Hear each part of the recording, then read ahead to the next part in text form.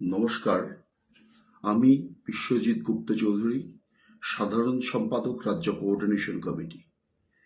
আমি মূলত যে বার্তাটা নিয়ে আজকে আপনাদের সামনে হাজির হয়েছি, আপনারা প্রত্যেকেই অবহিত আছেন। বিশেষ করে গত 5ই ফেব্রুয়ারি মহামান্য সুপ্রিম কোর্ট রাজ্য সরকারকে রাজ্য সরকারি কর্মচারীদের বকেয়া মহার্ঘ ভাতা প্রদানের বিষয়ে যে নির্দেশ দেন, পরবর্তীকাল থেকে বিভিন্ন সংগঠন, ব্যক্তি, মঞ্চ বিভিন্নভাবে এই মহার্ঘ ভাতা সংক্রান্ত বার্তা নিয়ে হাজির আপনাদের সামনে হয়েছেন। আমরাও যৌথ মঞ্চের পক্ষ থেকে, রাজ্য কোঅর্ডিনেশন কমিটির পক্ষ থেকেও আপনাদের সামনে বিভিন্ন সময় হাজির হয়েছি। আমরা মূলত যে বার্তাটা নিয়ে আপনাদের সামনে আসতে চাইছি আজকে, সেটা হচ্ছে মহার্ঘ ভাতা।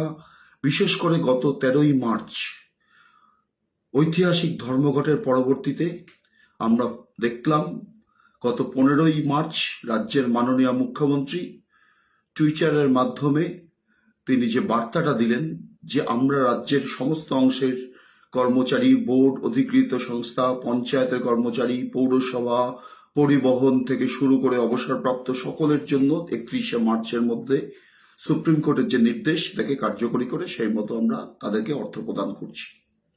কিন্তু বাস্তবে যে আদেশনামা 3টে বেরোলো, এই নিয়ে কর্মচারী মহলের মধ্যে নানান ধরনের বিভ্রান্তি আছে, আশঙ্কা আছে।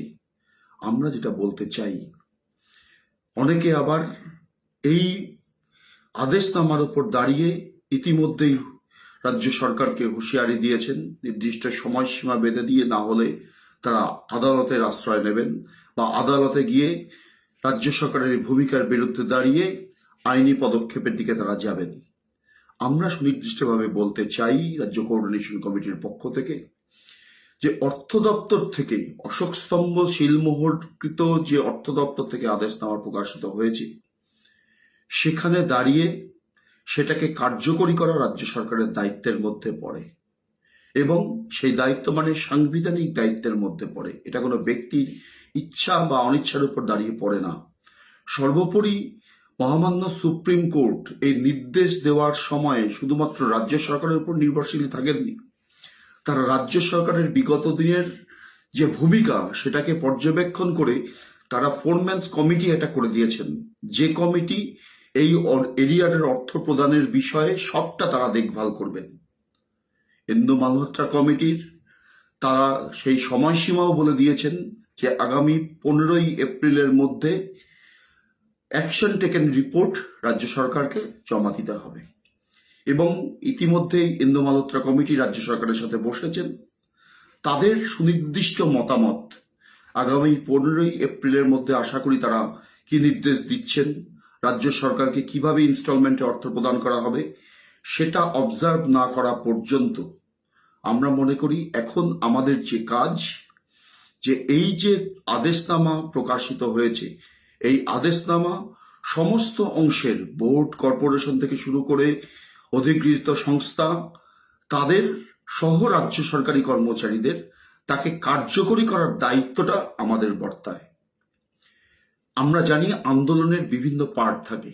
অনেকে বলেন বা বলছেন যে রাজ্য সরকারি কর্মচারীদের সর্ববৃহৎ সংগঠন, প্রাচীনতম সংগঠন, তারা রাস্তার আন্দোলনে আছে, আইনি প্রক্রিয়ার মধ্যে, আইনি আন্দোলনের মধ্যে যুক্ত হয়নি, ফলে তারা এখন এই সাফল্য নিয়ে কোনো ধরনের বক্তব্য হাজির করতে পারে না বা কর্মচারীদের কাছেও যেতে পারে না। আমরা বলতে চাই, হ্যাঁ ঠিক, আমরা আইনি ব্যবস্থার এই যে সংগ্রাম, সেই সংগ্রামকে অস্বীকার করে শুধুমাত্র রাস্তার আন্দোলনের কথা কখনোই বলিনি। আমরা প্রাধান্য দিই যে রাস্তার আন্দোলনের মধ্যে দিয়েই আমাদের হকের পাওনা আমরা ছিনিয়ে আনতে পারি। এটা তো আজকে প্রমাণিত। এর আগেও 6 মাস পূর্বেও মহামান্য সুপ্রিম কোর্ট নির্দেশ দিয়েছিলেন, রাজ্য সরকার সেটা মানেননি। তার জন্য লাগাতারভাবে লড়াই আন্দোলন আমরা সংগঠিত করেছি।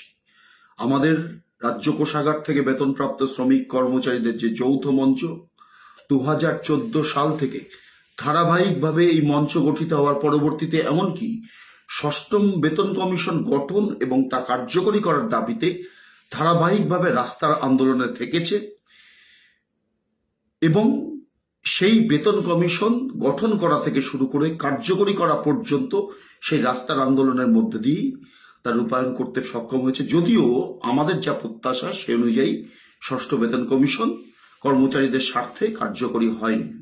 তার কিছু নির্দিষ্ট ব্যাখ্যা বা অভিজ্ঞতা আমাদের যা বলে, নিশ্চয়ই আমি সেটা তুলে ধরবো। কিন্তু তার আগে যেটা বলা প্রয়োজন, আমরা রাস্তার আন্দোলন এবং আইনি আন্দোলন দুটোর উপরেই প্রাধান্য দিই বা দুটোর উপরেই মতামত দিই, কিন্তু রাস্তার আন্দোলন আমার হকের পাওনা, যেটা কোর্ট আদালত একটা নির্দেশ জারি করতে পারে, কিন্তু সেই নির্দেশকে কার্যকরী করতে গেলে রাস্তার আন্দোলনটাই প্রধানতম আন্দোলন হয়। এবং তার পাশাপাশি যেটা আছে সেটা হচ্ছে পার্সুয়েশন সংগ্রাম। এই যে পার্সুয়েশন করা, আজকে যে আদেশনামাগুলো প্রকাশিত হয়েছে, 3টে আদেশনামা, তাকে কার্যকরী করার জন্য যে পার্সুয়েশন দরকার, এই সময়ে দাঁড়িয়ে 15ই এপ্রিল পর্যন্ত সেটাই প্রধানতম কাজ। সরকার আদেশনামা জারি করেছেন।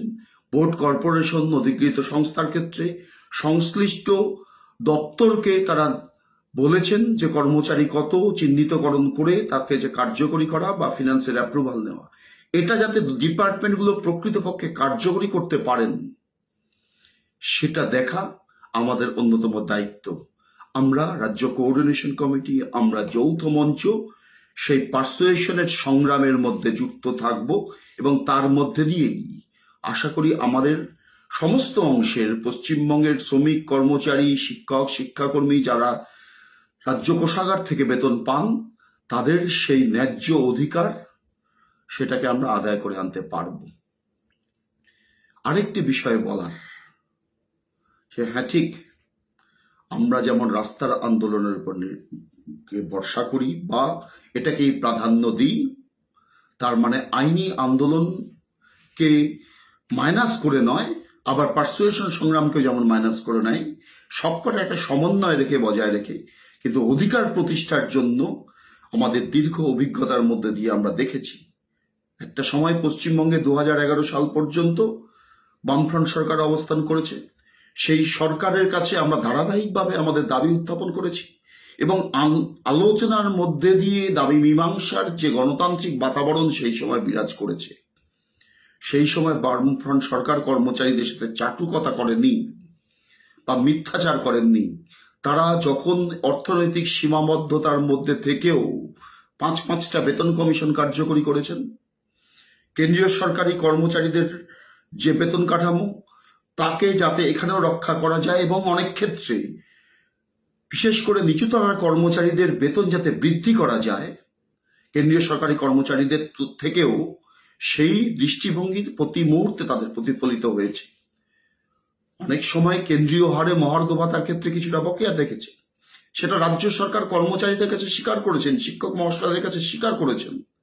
একটা সময় ছিল 1 বছর তারা মহার্ঘ ভাতা দিতে পারেননি, কিন্তু যখন সম্ভব হয়েছে, এমনকি 5ম বেতন কমিশন যখন কার্যকরী হয়েছে, তখন সমস্ত বকেয়া মহার্ঘ ভাতা, এমনকি 4টে আদেশনামা প্রকাশিত হয়েছিল, যার মধ্যে দিয়ে মানে বুস্টিং থেকে শুরু করে মহার্ঘ ভাতা থেকে শুরু করে সমস্ত আপ টু ডেট করে নিয়েই তারা বেতন কমিশন কার্যকরী করেছিলেন এবং বিভিন্ন ক্যাডারের স্কেলের ক্ষেত্রেও আপলিফমেন্ট ঘটিয়েছিলেন।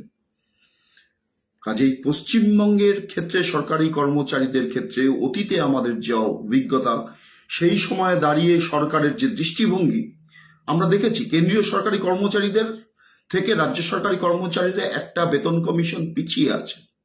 তার ইতিহাসটাও আমাদের ঘাটা দরকার। কেন আমরা আমাদের ক্ষেত্রে 7ম বেতন কমিশনের দাবি করছি আর কেন্দ্রীয় সরকারি কর্মচারীদের ক্ষেত্রে 8ম বেতন কমিশনের দাবি? যদিও পরবর্তীতে 77 পরবর্তীতে কর্মচারীদের বেতন কমিশনের দিক দিয়ে পিছিয়ে থাকলেও সেটা বামফ্রন্ট সরকার সেই সময় দাঁড়িয়ে আপ টু ডেট করে দিয়েছিলেন, যার জন্যই আমাদের কেন্দ্রীয় সরকারি কর্মচারীদের যে বেতন কমিশন, বেতন কাঠামো, সেই কাঠামো ধরেই রাজ্য সরকারি কর্মচারীরাও সেই কাঠামোর মধ্যেই পড়েন। আসলে আমাদের বলার উদ্দেশ্য যে সরকারের দৃষ্টিভঙ্গিগত যে ফারাক, এটা আমাদের উপলব্ধির মধ্যে নিয়ে আসা প্রয়োজন। আমরা মনে করি এবং রাজ্য প্রশাসনের অভ্যন্তরে কর্মচারীদের সর্ববৃহৎ সংগঠন হিসাবে আমরা এটা দাবি করতেই পারি যে আমার নিয়োগকর্তা যদি শ্রমিক কর্মচারীর স্বার্থবাহী দৃষ্টিভঙ্গি যে সরকার দেখেন বা সেই দৃষ্টিভঙ্গি দিয়ে পরিচালিত হন, তাহলেই কর্মচারীদের অধিকারকে সুরক্ষিত রাখা যায়। না হলে শ্রমিক কর্মচারী স্বার্থ বিরোধী সরকার প্রতিষ্ঠিত হলে পর শ্রমিক কর্মচারীদের অধিকার আক্রান্ত হয়। আমরা এখন অধিকার রক্ষার সংগ্রামের সাথে যুক্ত আছি এবং আগামী দিনে এই সংগ্রাম প্রসারিত করার ক্ষেত্রে আমরা সমস্ত সংগঠন, ব্যক্তি, মঞ্চ, কর্মচারী প্রত্যেকের কাছে আহ্বান রাখছি যে এই সময় যখন বহুমাত্রিক আক্রমণ, তখন ঐক্যবদ্ধ সংগ্রামের ক্ষেত্রটাকে, ঐক্যবদ্ধতাকে আরো প্রসারিত করা দরকার। সামগ্রিকভাবে কর্মচারীদের স্বার্থে, শ্রমিকদের স্বার্থে, সর্বোপরি আমার ভবিষ্যৎ প্রজন্মের স্বার্থে। ফলে সেই লক্ষ্য নিয়েই আমরা সুনির্দিষ্টভাবে আপনাদের কাছে আহ্বান রাখতে চাই। কোনো ভয়ভীতির বিষয় নেই, আশঙ্কার বিষয় নেই। অর্থ দপ্তর থেকে যখন 3টে আদেশনামা প্রকাশিত হয়েছে, তাহলে সেটাকে কার্যকরী করতে গেলে আমাদের যে পারসুয়েশনের প্রক্রিয়া সেটাকে জারি রাখা প্রয়োজন এবং আগামী 15ই এপ্রিল পর্যন্ত এই যে ইন্দুমাত্রা কমিটির তাদের কাছে যে অ্যাকশন টেকেন রিপোর্ট সেটা কি প্রকাশিত হয় বা কমিটি কি রিপোর্ট দেন সেটার উপর অবজার্ভ করে নিয়ে পরবর্তীতে আমাদের পদক্ষেপে সংগ্রামে যুক্ত হওয়া প্রয়োজন। কোনো হঠকারী পদক্ষেপের মধ্যে দিয়ে যে অধিকার আমরা অর্জন করেছিলাম, যে অধিকার আজকে কর্মচারীদের বা শিক্ষক মহাশয়দের, বোর্ড কর্পোরেশনের কর্মচারীদের যে অধিকারটা প্রতিষ্ঠিত হতে চলেছে, তাকে হঠকারী সিদ্ধান্তের মধ্যে দিয়ে তাকে নতুন করে আইনি জটিলতার মধ্যে আপনারা ফেলবেন না। প্রত্যেকের কাছে বিনয় অনুরোধ, তা সত্ত্বেও যদি কোনো ধরনের বিভ্রান্তি, আশঙ্কা থেকে থাকে, সেই আশঙ্কা বিভ্রান্তি দূর করেই সাংগঠনিক পদক্ষেপের মধ্যে দিয়ে, দপ্তরগুলোর মধ্যে দিয়ে যাতে সেই ধরনের আদেশনামা বা সেই প্রক্রিয়াটা গ্রহণ করা যায়, নিশ্চয়ই উদ্যোগ নেবেন।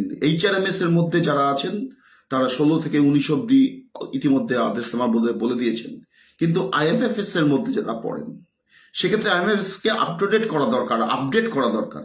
আমরা জানি পার্বত্য অঞ্চল এলাকায় গোর্খা হিল কাউন্সিলের অভ্যন্তরে যারা কর্মচারীরা অবস্থান করেন তারা না HRMS না IFFS এর আওতার মধ্যে অবস্থান করেন। তাহলে সেক্ষেত্রে কর্মচারীদেরও যাতে IFFS এর অভ্যন্তরে তারা আসতে পারেন, এই সাংগঠনিক দায়িত্ব আমাদের সকলের। শুধুমাত্র আইনি জটিলতার কচকচানির মধ্যে দিয়ে সেই কর্মচারীর কাছে সেই অধিকারটা পৌঁছে দেওয়া যায় না, সেটা পারসুয়েশন সংগ্রামের মধ্যে দিয়েই করতে হয়। আমরা সেই কাজে যুক্ত থাকবো। সকলকে ধন্যবাদ।